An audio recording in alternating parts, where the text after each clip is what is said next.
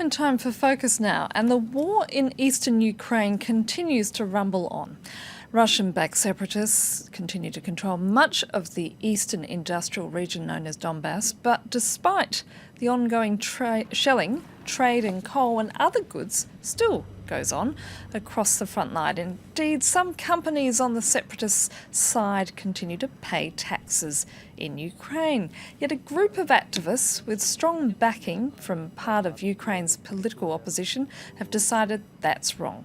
A move that's proving to be highly controversial, as Gulliver Cragg reports.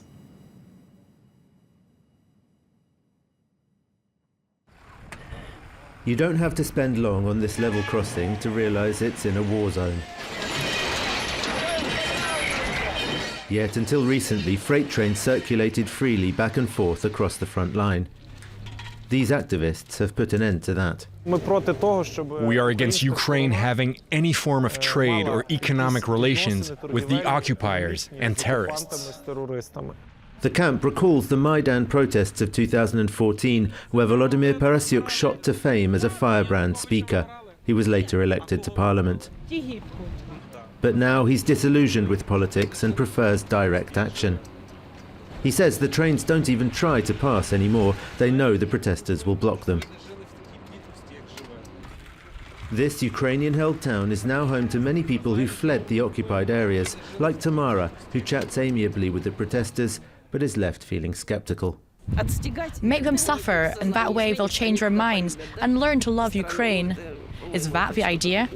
Well, in my view, that's, I don't know. I don't see any logic in that. In Donetsk, the self-proclaimed authorities reacted with defiance and tall tales. We do not need Ukraine to live and survive normally. They need us. Since they started the blockade, there's been no electricity and no heating in Ukraine. That's not true, although there have been some power cuts on both sides of the front line. Donetsk residents are generally afraid to comment on the situation on camera, or if they do, they just say everything's fine. At our mine, nothing's changed. We're working, no problems have emerged. Everything's okay. In fact, both the mining and the steel industries face problems, but economists will only admit to that anonymously. We've been cut off from iron ore from the Kryvyi Rog basin in Ukraine. And I just don't see how it can be economically viable to import ore all the way from Russia. It's an extra 600 kilometers. Before the war, industry in Donbas was highly integrated. The coking plant in Avdiivka, Ukrainian-held territory, runs on coal from what's currently the separatist zone and exports some of its coke back in that direction. Can the system work without supplies from that side? No, it can't. We posted a huge loss in February. We will in March too, for sure. And all because we can't use coal that is mined in Ukraine, belongs to Ukraine, and on which taxes are paid in Ukraine.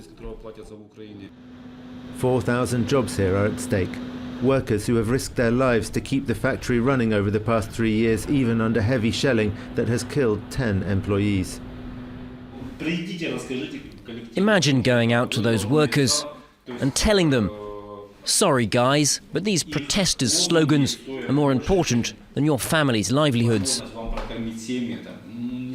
None of this bothers Volodymyr Poroshenko, who spends his days rushing between rail and roadblocks along the front line.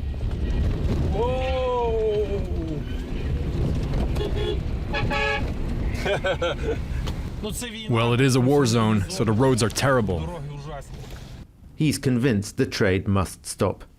We're giving them the means to maintain themselves and to buy weapons. This was Russia's plan. The government opposes the blockade, saying it only makes Ukraine poorer and more divided, and that is Russia's real plan. But these militants dismiss any talk of coal shortages as a bluff. A coal pricing formula called Rotterdam Plus allows power companies to set their prices according to the cost of imported coal. But in fact, they buy much cheaper coal from the occupied territories. And where does the difference go?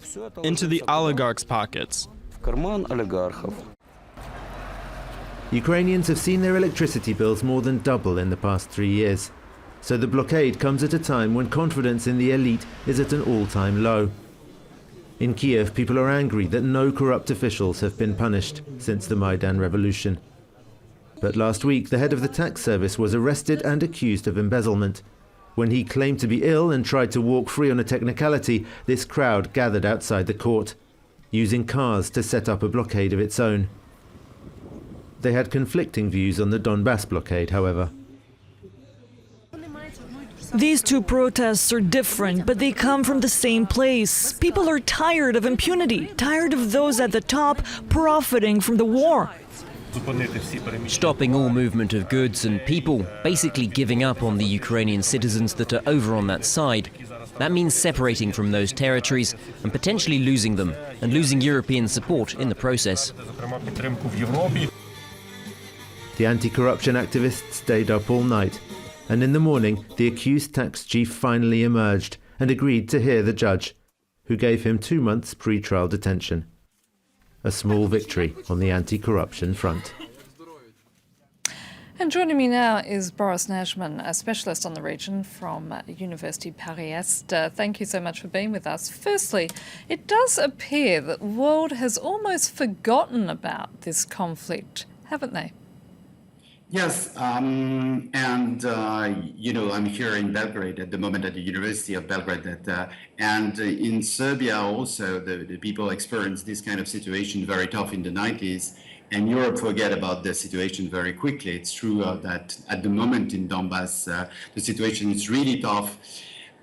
But in the context of election in France and in Holland, I think the situation in Ukraine is particularly important. I think it's a test for Europe, as the Balkan War was also a test in the 90s. And certainly with Donald Trump now in power, the Americans' response to what's going on, not to mention the international community's involvement, is likely to change.